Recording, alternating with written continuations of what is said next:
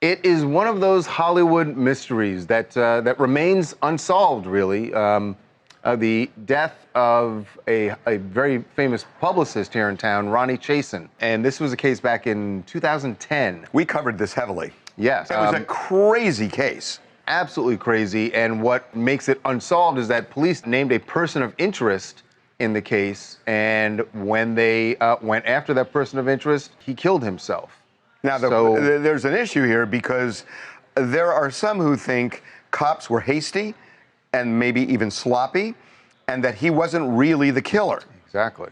So that brings us to our guest, Kelly Hyman, who is about to launch a podcast called Once Upon a Crime in Hollywood, and she has done a lot of digging into this case. So she's joining us right now. Kelly, welcome to TMZ Live. Hey, Kelly. Hi, guys. It's so nice to see you. Thank you so much for having me on your amazing show. I always watch it. Well, we A, appreciate that, and B, we're fascinated by this story. I didn't know it had taken these twists and turns over the years.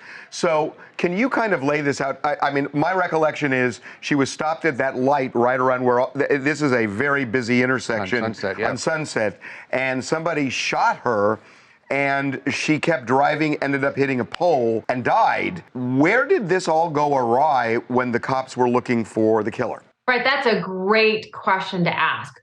So there's two schools of thought. According to the police, the Beverly Hills Police Department, the case is closed. They found the right person. It was Harold Smith.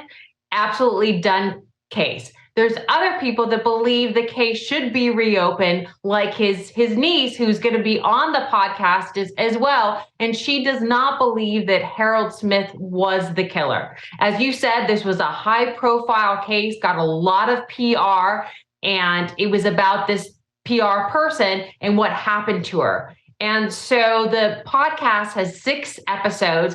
5 episodes are dropping, and then the final episode is going to drop May 1st. And we talk about, we have the people that were friends with her, Carol Connor, who's won amazing awards. We have the niece. We also have the person from America's Most Wanted. They received the tip about Harold Smith. So all of it plays out in the 6 episodes, and I hope your listeners will listen to it and make their own determination.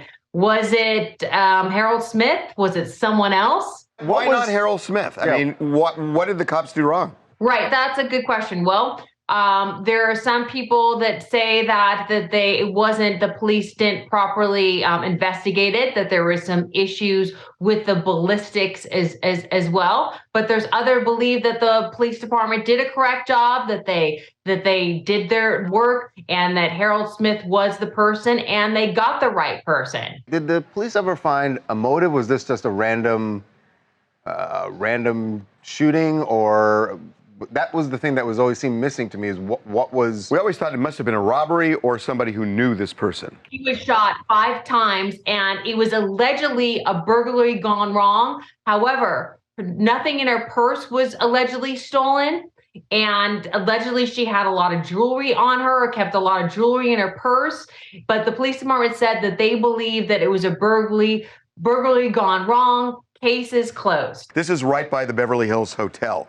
And it's one of these, there are like 8 traffic lights there, and it's very bizarre. Crazy intersection. But if this were just a burglary, this never made sense to me, Kelly. It never made sense, because you wouldn't commit a burglary where there are all these cars around that watch you doing what you're doing. Right. That's why there's all different types of theories of what happened. What was it? Something else? Was someone else involved? Was Harold paid by someone? There's all these different theories that we talk about in the podcast. Kelly, is this one of those cases that internet sleuths have remained on for all this time? And in fact, with all of the proliferance of true crime documentaries now, and people sitting at home feeling like they can solve all these crimes, is this one of those that is still drawing a lot of buzz online? Absolutely. And that's why I leave it up to the viewers of their determination of whether this case should be reopened